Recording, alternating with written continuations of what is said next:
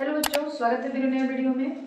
और आज के इस वीडियो में हम लोग क्लास 12 साइंस में केमिस्ट्री का लेसन नंबर 2 जिसका नाम है विद्युत रसायन के एक नए टॉपिक के बारे में पढ़ेंगे। और आज का जो हमारा टॉपिक है वो है व्यावहारिक सेल। सेल के बारे में तो आपने पढ़ा था कि सेल क्या है। सेल एक ऐसी व्यवस्था है जो रासायनिक ऊर्जा को विद्युत ऊर्जा में या फिर विद्युत ऊर्जा को रासायनिक ऊर्जा में परिवर्तित कर देता है। ठीक है, हम लोगों ने पढ़ा था गैल्वेनिक सेल। गैल्वेनिक सेल में रिडक्शन अभिक्रिया होती है। ठीक है, तो ये हम लोगों ने सेलों के बारे में पढ़ा था। आज हमको पढ़ना है व्यावहारिक सेल। व्यावहारिक सेल को हम लोग बैटरी भी कहते हैं। तो व्यावहारिक सेल और बैटरी दोनों एक ही होते हैं। ठीक है, ये व्यावहारिक सेल क्या है या बैटरी क्या है? तो दो या दो से अधिक सेलों के समूह को बैटरी कहा जाता है। ठीक है, जो बैटरी होता है या जो व्यावहारिक सेल होता है वो दो या दो से अधिक सेलों का एक समूह होता है। और ये सेल जितने भी आपस में जोड़े जाए वो सभी श्रेणी क्रम में है। आप जब कोई परिपथ बनाते हैं तो परिपथ मान लीजिए हमारा परिपथ ये है। ठीक है, इसमें हमने एक सेल इस तरह दिखाया है, ये सेल है। इसमें जो बड़ी वाली लाइन होती है वो धन टर्मिनल को शो करती है, दिखाती है, और जो छोटी वाली लाइन होती है वो ऋण टर्मिनल को दिखाती है। तो ये एक सेल है। लेकिन बैटरी क्या होता है? जब कई सेलों को आपस में जोड़ दिया जाता है, और उनके जोड़ने का क्रम क्या होना चाहिए? श्रेणी क्रम। यानी अब यहाँ पे अगर हम एक चित्र बना दें इस तरीके से,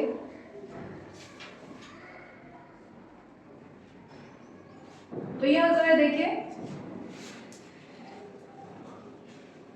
इसमें 3 सेल जोड़ दिए गए हैं। यहाँ पे एक ही सेल है लेकिन यहाँ पे 3 सेल आपस में जोड़े गए हैं। तो इसको हम लोग सेल नहीं कहेंगे, कहेंगे यह एक बैटरी है। सेलों के समूह को बैटरी कहा जाता है। तो आप एक लाइन में और भी लिख सकते हैं, या सेलों के समूह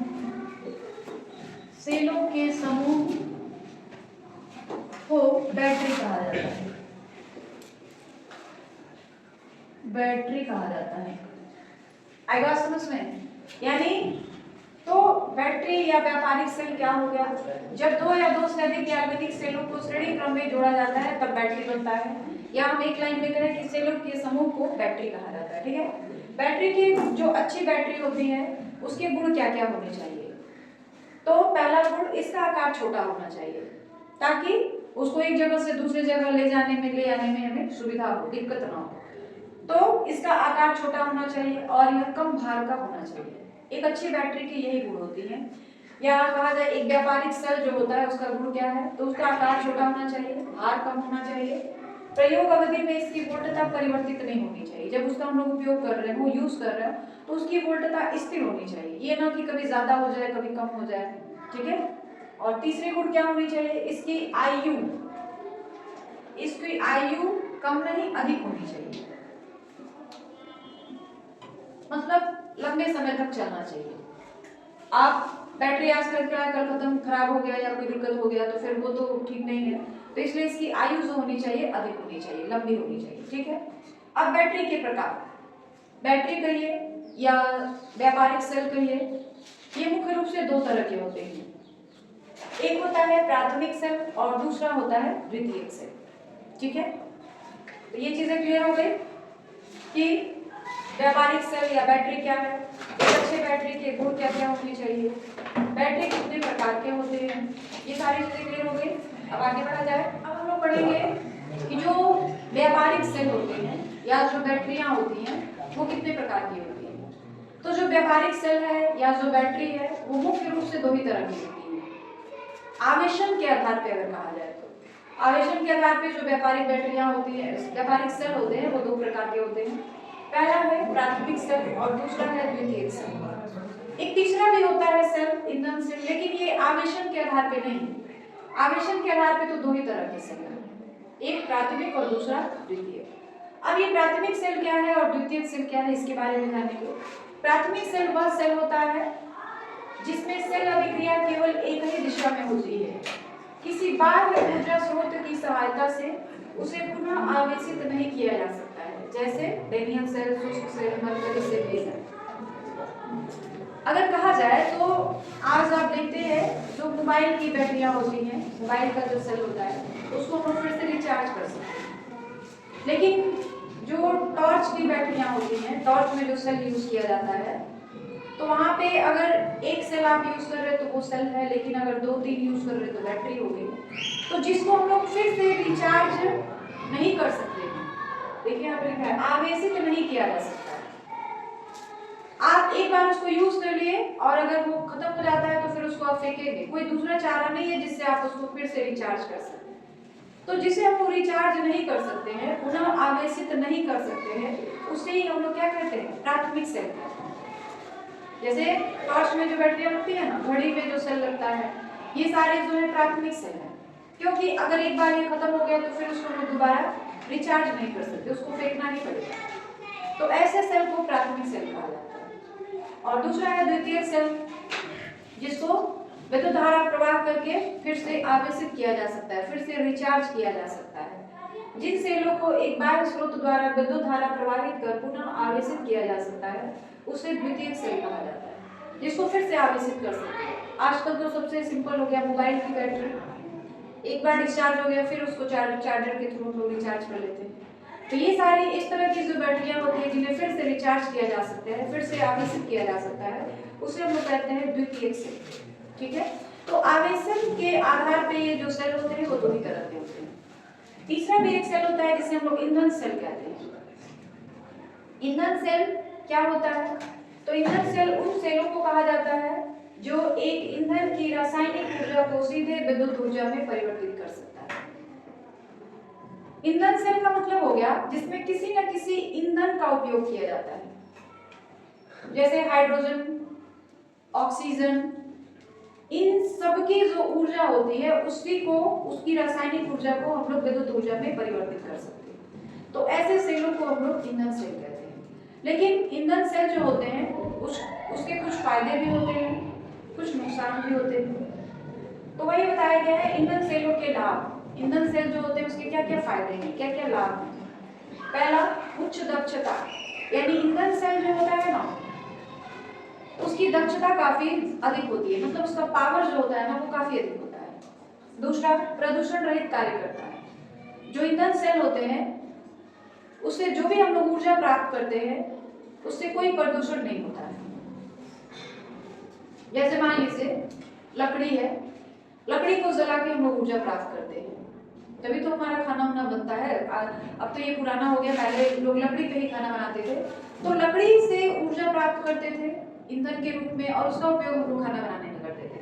लेकिन उस समय कितनी दिक्कतें होती थी, जो एक तो धुआं, बहुत ज्यादा धुआं निकलता था जिससे आंखों को नुकसान होता था। दूसरी चीज, जिस बर्तन में हम लोग खाना बनाते थे वो बर्तन पूरे काले हो जाते थे और धुएं से प्रदूषण भी फैलता था। तो वहां पर भी हम लोग एक ऊर्जा का उपयोग कर रहे हैं, लेकिन उस ऊर्जा में क्या है, प्रदूषण बहुत ज्यादा है। लेकिन जो ईंधन सेल होते हैं जिसमें हम लोग किसी न किसी गैस का उपयोग करते हैं, उसमें जो भी ऊर्जा निकलती है वो प्रदूषण रहित होती है, उसमें किसी प्रकार का कोई प्रदूषण नहीं होता। आप सिंपली ले लीजिए गैस, हम लोग आजकल खाना बनाने के लिए गैस का उपयोग करते हैं ना, तो यह भी जो है एक ईंधन सेल है। ठीक है, क्योंकि इसमें कोई किसी प्रकार का प्रदूषण नहीं होता है। उसके बाद ऊर्जा की सतत आपूर्ति। अब आप गैस को ले लीजिए और लकड़ी को ले लीजिए। लकड़ी अगर प्रॉपर तरीके से ना यूज किया जाना तो आग जो होता है कभी कभी बुझ भी जाता है, जो ऊर्जा मिलती है वो लगातार नहीं, कंटिन्यूअस नहीं हो पाती है। लेकिन जो गैस है उसका यूज हम लोग करते हैं, तो जब तक हमारे गैस के सिलेंडर में गैस है ऊर्जा बिल्कुल एक समान निकलेगी उसमें से।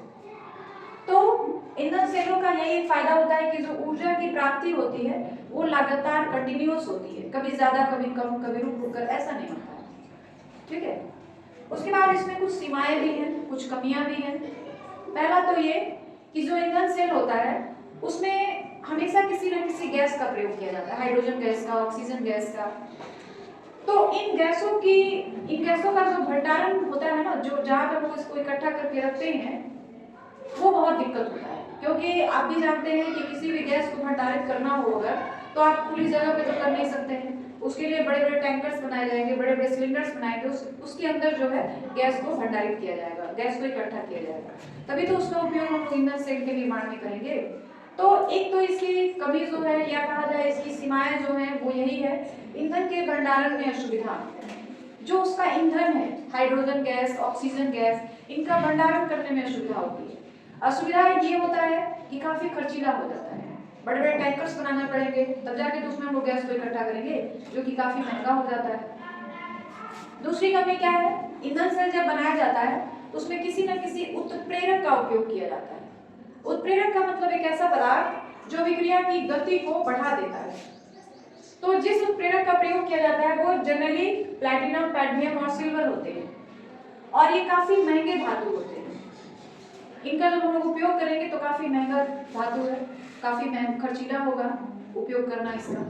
तो ये जो ईंधन सेल होते हैं इसकी कुछ कमियां भी हैं और उसके कुछ फायदे भी हैं।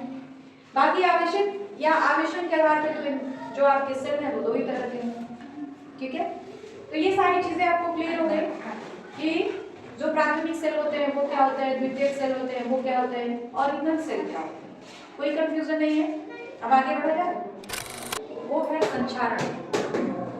संक्षारण जो है इसके बारे में आप लोगों ने थोड़ा सा क्लास 10 में भी पढ़ा हुआ है। संक्षारण क्या होता है? नम वायु के संपर्क में आने पर धातु की सतह का क्षरण होने लगता है, जिसे संक्षारण कहते हैं। कोई भी धातु जब आप उसे ऐसी जगह पे रखें जहाँ पे प्रॉपर तरीके से पानी भी आता हो, धूप भी आता हो, तो कुछ दिनों के बाद देखेंगे उस पर जो होता है उसकी चमक कम हो जाए, और अगर लोहा है तो उस पर जंग लग जाता है। तो ये धीरे धीरे जो वायु में ऑक्सीजन होता है उससे ये धातु अभिक्रिया कर लेते हैं। वायु में जो ऑक्सीजन होता है, वायु के अंदर जो नमी होती है, उससे ये धातु अभिक्रिया कर लेते हैं और धातु का ऑक्साइड बनाते हैं, जिसे हम लोग बोलचाल की भाषा में जंग कहते हैं। तो किसी भी धातु का जब क्षरण होता है उसकी सतह जो होती है धीरे धीरे खराब होने लगती है, नुकसान होने लगती है, तो उसे ही हम लोग संक्षारण कहते हैं। आपने देखा होगा आपके घरों में जो लोहे की खिड़कियां हैं, लोहे के गेट हैं, बड़े बड़े आप पुल देखे होंगे, गाड़ियां होंगी, जिसको काफी दिनों तक आप बाहर छोड़ दीजिए खुली हवा में तो उस पर धीरे धीरे जंग लग जाता है। यानी वहां पर धातु के ऑक्साइड का निर्माण हो गया। जिस धातु पर जंग लगता है उसी धातु का ऑक्साइड बनता है, और किसी भी धातु पर जंग लगना एक आक्सीकरण अभिक्रिया है, क्योंकि उसमें ऑक्सीजन के साथ अभिक्रिया हो जाती है। इसलिए किसी भी धातु पर जंग लगना जो होता है एक आक्सीकरण की अभिक्रिया होती है। सभी धातुओं पर जंग एक तरीके से नहीं लगते हैं। जैसे आपने देखा होगा लोहे पर जो जंग लगता है वो ब्राउन कलर का या भूरे रंग का होता है, तो वो लोहे की कैटेगरी है, उस पर उस तरह से जंग लगता है, और लोहे से टूट टूट करके अलग होने लगता है, धीरे धीरे वो जो लोहा होता है समाप्त हो जाता है। लेकिन सभी धातुओं पर उस प्रकार से जंग नहीं लगता है, सभी धातुओं का संक्षारण उस तरह से नहीं होता है। जैसे तांबा है, तांबा पे जंग लगने का एक अलग तरीका है। तांबे पे जो जंग लगता है ना, काफी दिनों तक अगर आप तांबे को खुली हवा में छोड़ दें तो तांबे के ऊपर एक हरे रंग की परत जम जाती है, तो वो तांबे का संक्षारण हो गया। उसी तरह से अगर चांदी की बात करी जाए तो चांदी की जो भी चीजें होती हैं आपके पास वो धीरे धीरे काली पड़ने लगती है। चांदी की जो चमक होती है वो धीरे धीरे खराब होने लगती है, कम होने लगती है, तो वो चांदी पे जंग लगना हो गया, चांदी का संक्षारण हो गया। हर धातु का अलग अलग तरीके से संक्षारण होता है। सभी धातुओं पे जो संक्षारण होता है ना वो धातु को नुकसान ही करता है, फायदा नहीं करता है। और संक्षारण जो है एक बहुत बड़ी समस्या है। बड़े बड़े पुल बनाए जाते हैं, बड़ी बड़ी इमारतें बनाई जाती हैं, जिसमें जंग लगने से सरकार को हर साल उसको बदलना पड़ता है, उसमें काफी नुकसान उठाना पड़ता है। तो यह जो है एक बहुत बड़ी समस्या है। आपने अपने घरों में भी देखा होगा कि किस तरह से लोहे पर जंग लग करके लोहा धीरे धीरे जो होता है खत्म हो जाता है। लेकिन एक धातु ऐसा भी है जिसपे जंग लगना फायदेमंद माना जाता है। सारी धातुओं पर जंग लगना तो नुकसानदायक होता है, लेकिन एक धातु ऐसा है जिस पर जंग लगना जो होता है फायदेमंद माना जाता है, और वो है एल्युमिनियम धातु। एल्युमिनियम धातु पे जब जंग लगता है ना तो फायदेमंद हो जाता है एल्युमिनियम धातु पे। क्योंकि मान लीजिए यह एक एल्युमिनियम की बर्तन है, जब इस पे जंग लगता है तो इसके ऊपर वाले परत पर जो होता है, ऊपरी भाग पर जो होता है, एल्युमिनियम ऑक्साइड का परत बन जाता है। जिस तरह लोहे पे जंग लगता है ना, उस तरह एल्युमिनियम पे जंग नहीं लगता है कि धीरे धीरे उसमें से लोहे में से टूट टूट कर गिरेगा और एक दिन खत्म हो जाएगा, वो सिस्टम नहीं है यहाँ पे। एल्युमिनियम पे जब जंग लगता है तो एल्युमिनियम का जो बाहरी सतह होता है, बाहरी परत होता है, उस पे एल्युमिनियम ऑक्साइड जम जाता है। एल्युमिनियम ऑक्साइड का जैसे ही परत बनता है ऊपर वाले पार्ट में, ऊपर वाले हिस्से में, तो क्या होता है, जो एल्युमिनियम धातु होती है उसका संपर्क हवा से टूट जाता है, हवा से उसका संपर्क नहीं हो पाता है। तो एल्युमिनियम का जो बाहरी परत है उस पे तो एल्युमिनियम ऑक्साइड की परत जम गई, जिसकी वजह से जो अंदर वाला सतह है उसका संपर्क हवा से नहीं हो पा रहा है, जिसकी वजह से वो काफी दिनों तक सुरक्षित रहता है। क्योंकि ऊपर जो है एल्युमिनियम की परत चढ़ गई, इस वजह से नीचे वाला जो परत होता है एल्युमिनियम का, वो काफी दिनों तक सुरक्षित रहता है, क्योंकि उसका संपर्क हवा से हो नहीं पाता है। इसीलिए कहा जाता है कि एल्युमिनियम पर जंग लगना जो होता है एल्युमिनियम धातु के लिए फायदेमंद होता है। ऊपर वाले परत पर फिर एल्युमिनियम ऑक्साइड बैठ जाता है और नीचे की परत जो एल्युमिनियम होती है वो काफी दिनों तक सुरक्षित रहती है। तो इस तरह से हर धातु पे जंग लगता है, हर धातु का संक्षारण होता है और हर धातु के जंग लगने का, संक्षारण होने का अपना अलग अलग तरीका होता है। ठीक है, इस संक्षारण से ज्यादातर धातुओं को नुकसान नहीं होता है, तो इसे रोकने के लिए भी कुछ उपाय ढूंढे गए हैं। और इस संक्षारण को प्रभावित करने वाले कारक कौन कौन से? तो पहले हम लोग संक्षारण को प्रेरित करने वाले कारक के बारे में पढ़ेंगे, मतलब किन किन कारणों से किसी धातु का संक्षारण होता है। देखो बेटा, आपको बार बार कहा जा रहा है कि जब भी आप पढ़िए ध्यान से पढ़िए, नहीं पढ़ना है तो भाई कह दो नहीं पढ़ेंगे, पढ़ाई लिखाई छोड़ दीजिए, कोई दिक्कत नहीं है। आजकल पढ़ाई के अलावा भी बहुत सारे ऑप्शन हैं आपके जीवन में। पहले जमाना नहीं रहा कि पढ़ोगे लिखोगे तो बनोगे नवाब, खेलोगे कूदोगे बनोगे खराब, वो सब जमाना अब नहीं रहा। आजकल तो खेल में ही ज्यादा लाइफ है। अगर आप उसी में अपना कैरियर बनाना चाहते हैं तो वो भी सही है, वो भी कोई दिक्कत नहीं है, अगर आपकी फैमिली सपोर्ट करे तब। लेकिन अगर आपकी फैमिली उस तरह की नहीं है, नहीं सपोर्ट करना चाह रही है, तो फिर पढ़ना है आपको, तो पढ़ना है तो बेटा ईमानदारी से पढ़िए। माँ बाप को धोखा देके आपको कुछ नहीं मिलेगा। ठीक है, माँ बाप कितनी मेहनत से पैसा कमाते हैं, आपको पढ़ने के लिए भेजते हैं, तो उनको धोखा देकर आप कहीं नहीं रह पाओगे चैन से। इसलिए आपके जिम्मे अभी जिस स्टेज पे आप हैं, जिस उम्र में आप हैं, वहां पर बस आपको एक ही काम दिया जाता है कि आप पढ़िए, और वो भी काम आप अच्छे से ना करें तो फिर बहुत शर्म की बात है आपके लिए। ठीक है, खैर चलिए हम लोग अपने टॉपिक पे आते हैं। हमारा टॉपिक ये था कि संक्षारण को कौन कौन से कारक प्रभावित करते हैं, किन किन कारकों से संक्षारण जो होता है प्रभावित होता है। तो पहला है धातु की क्रियाशीलता। जो धातु जितना अधिक क्रियाशील है उसका संक्षारण उतना तेजी से होता है, और जो धातु जितना कम अभिक्रियाशील है उसका संक्षारण उतना ही धीरे धीरे होता है या नहीं होता है।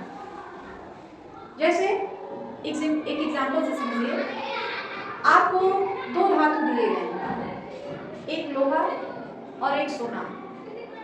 दोनों को आप एक महीने के लिए किसी ऐसी जगह पे रख दीजिए जहाँ पे प्रॉपर तरीके से धूप भी आता हो, पानी भी आता हो, हवा भी आता हो समान रूप से। एक महीने के बाद आप जाकर देखोगे तो क्या होगा, जो लोहा होगा ना उस पर जंग लग गया होगा, लेकिन जो सोना होगा वो जैसा का तैसा ही है।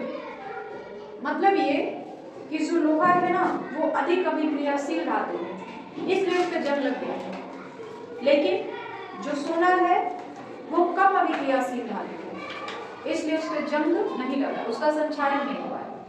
तो जो धातुएं जितनी ज्यादा अभिक्रियाशील होती हैं उन पे उतना तेजी के साथ जंग लगता है, और जो धातुएं जितनी कम अभिक्रियाशील होती हैं उन पर जंग नहीं लगता है या धीरे धीरे लगता है। ठीक है, तो पहला तो यही हो गया धातु की क्रियाशीलता, ठीक है।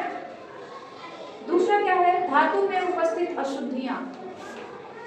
जो शुद्ध धातु होता है ना उस पे बहुत धीरे धीरे जंग लगता है या कहा जाए नहीं लगता है, लेकिन धातु में किसी भी तरह की अशुद्धि है अगर तो उसमें उसका जो संचारण होता है वो काफी तेजी के साथ होता है, उसमें जंग जो होता है काफी तेजी के साथ लगता है, ठीक है। तीसरा, वायु में क्रियाशील गैसों का उपस्थित होना। वायु में कई सारी गैसें होती हैं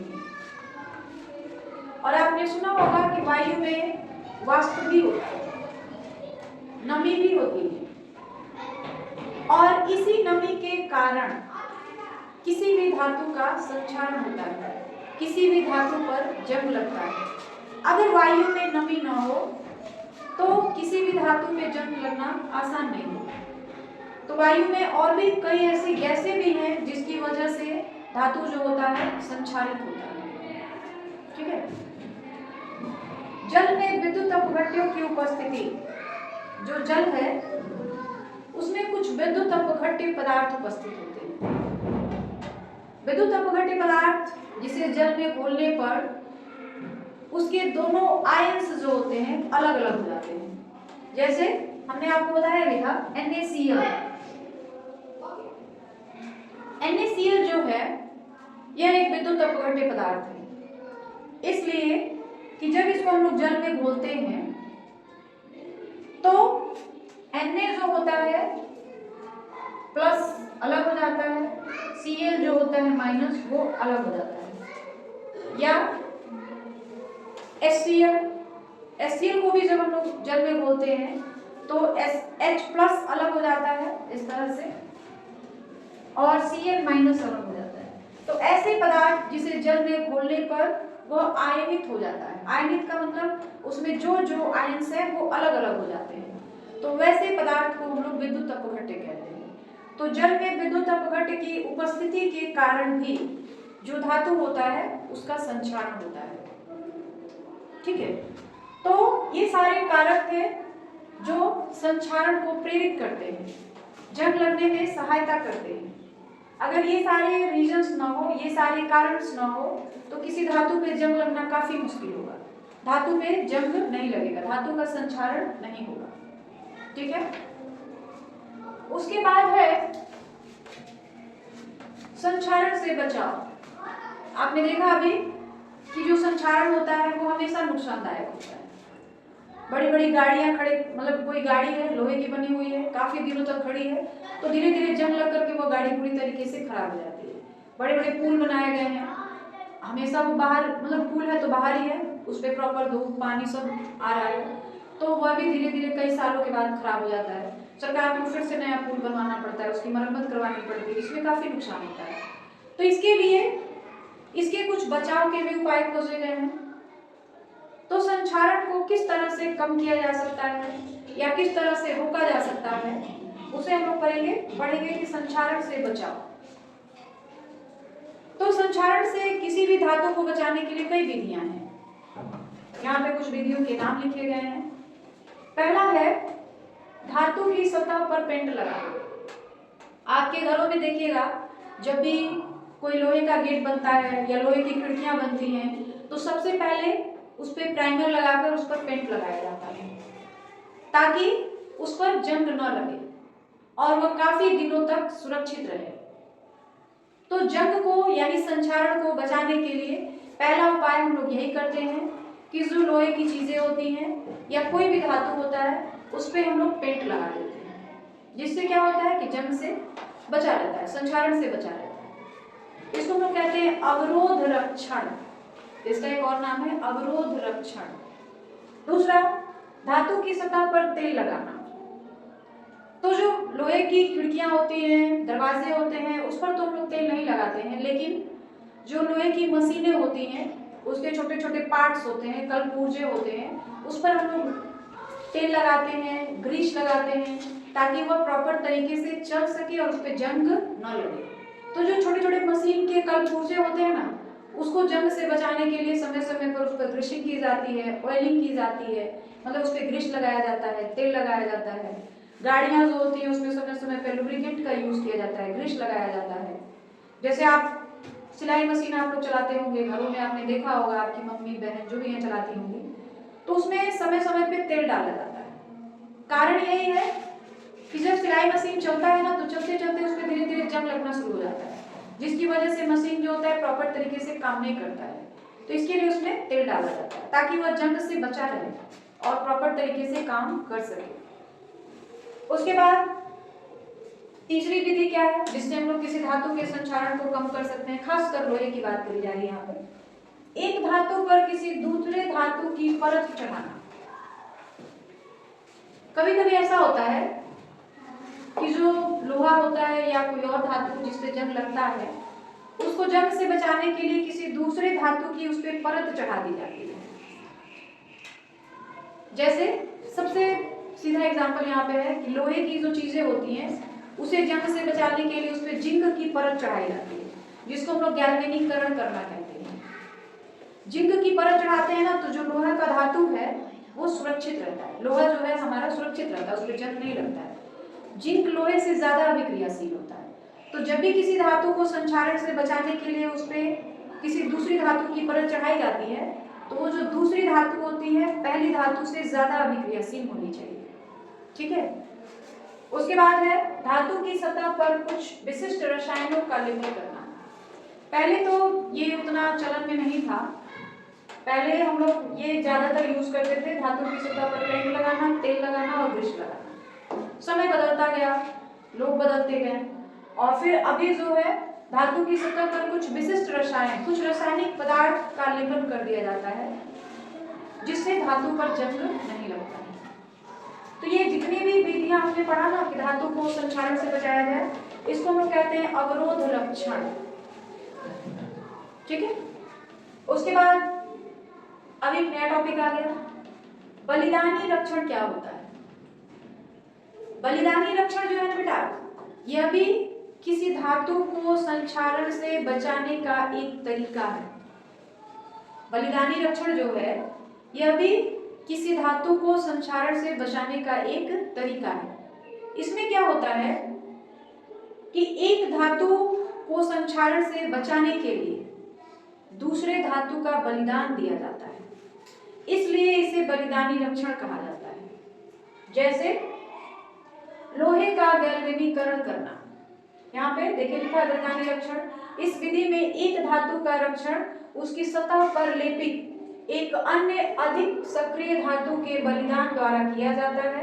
इसलिए यहाँ पर लिखना पड़ेगा, किया जाता है, इसे ही बलिदानी रक्षण कहते हैं। मतलब एक धातु को बचाने के लिए दूसरे धातु का बलिदान किया जाता है और इसीलिए इसका नाम पड़ गया बलिदानी रक्षण।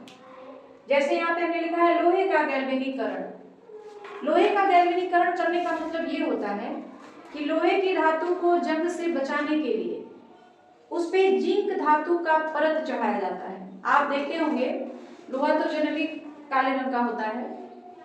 आप जो बड़े बड़े पोल्स होते हैं बिजली के, जिसपे तार को खींचा जाता है, पूरे गांव में सप्लाई किया जाता है इलेक्ट्रिसिटी को, वो पोल तो लोहे के बने होते हैं, लेकिन आप अगर उसको देखेंगे ना तो वो काले रंग का नहीं दिखता है, जनरली व्हाइट रंग का दिखता है, क्योंकि उस पर जो होता है ना जिंक की परत चढ़ा दी जाती है ताकि उस पर जंग न लगे।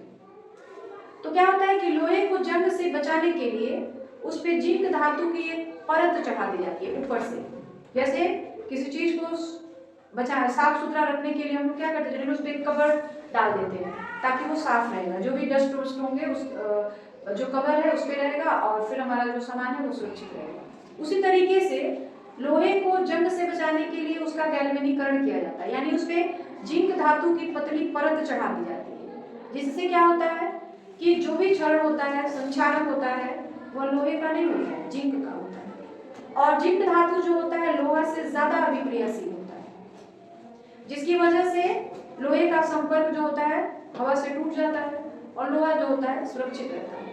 जंग तभी भी लगेगा लेकिन लंबे समय के बाद। ठीक है। तो ये है लोहे का गैल्वेनीकरण करना। इसमें क्या होता है कि जिंक धातु को पिघला दिया जाता है, मेल्ट कर दिया जाता है, और जिस लोहे की चीज पर आपको गैल्वेनीकरण करना होता है, जिंक धातु की परत चढ़ानी होती है, उसे उस पिघले हुए जिंक में डाल दिया जाता है। उसके बाद उसे निकाल करके सुखा दिया जाता है। तो ये हो गया लोहे का गैल्वेनीकरण करना। ठीक है, आपने देखा होगा कांटी, लोहे की जो कांटी होती है वो तो लोहे की होती है, लेकिन कुछ कांटियां ऐसी होती है ना जो व्हाइट रंग की दिखती है देखने में, तो उनका गैल्वेनीकरण किया जाता है।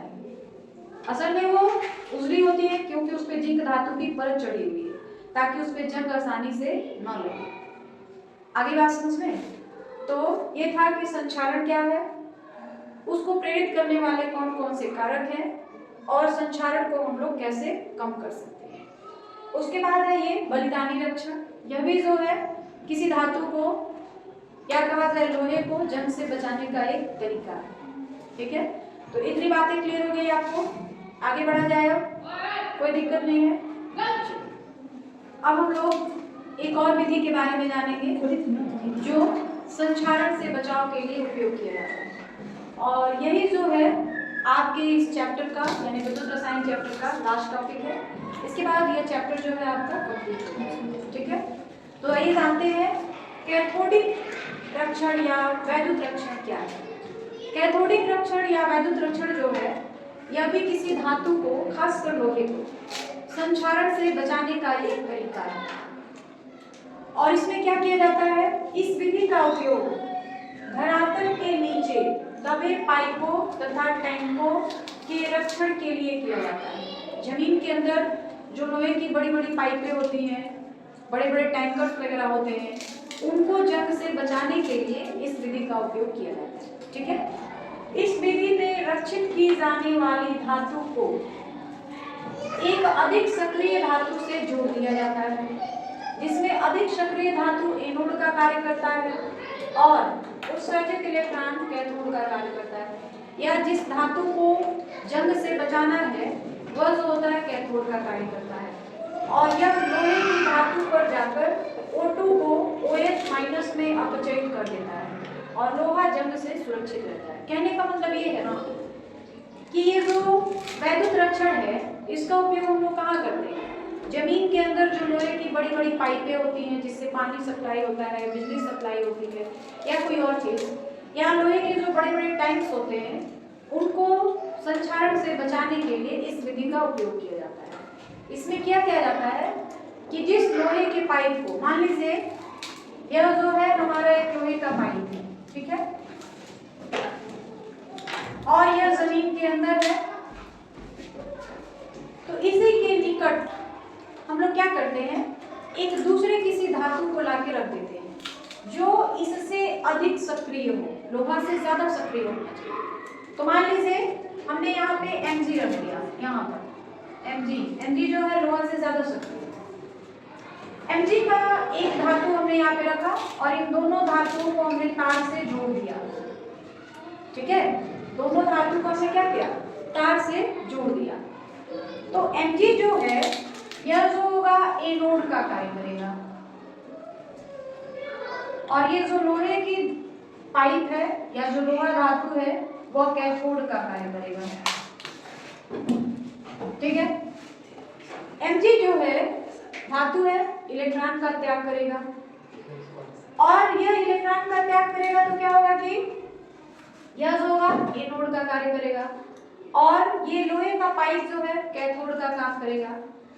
तो यहाँ पर जो ऑक्सीजन है वायु में, यहाँ की वायु में जो ऑक्सीजन है वो लोहे की धातु पर जाएगा, और वहां पर जो भी ऑक्सीजन, यहाँ पर जो इलेक्ट्रॉन यहाँ से निकलेगा, Mg जो इलेक्ट्रॉन का त्याग करेगा वो सब लोहे के पाइप पे जाएगा। तो वहां पे जो ऑक्सीजन होगा उसको हाइड्रो ऑक्साइड में, देखिए O2 को OH- में अपचयित कर देता है। यहाँ से जो भी इलेक्ट्रॉन निकलता है, तो देखिए इसके लिए ना एक रिएक्शन होगा इस तरह का, O2 + 2H2O + 4E = 4OH-, यानी Mg का काम है इलेक्ट्रॉन त्याग करना, तो इलेक्ट्रॉन त्याग रहा है इसलिए वो क्या है, एनोड हो गया, और लोहा जो है कैथोड का कार्य कर रहा है, यानी वो इलेक्ट्रॉन को ग्रहण कर रहा है।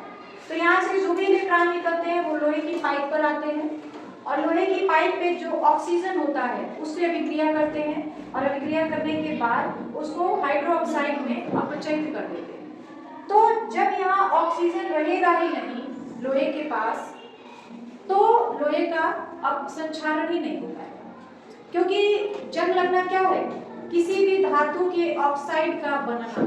कोई भी धातु है वो जब ऑक्सीजन से रिएक्शन करता है तो धातु का ऑक्साइड बनाता है और उसका संक्षारण होता है।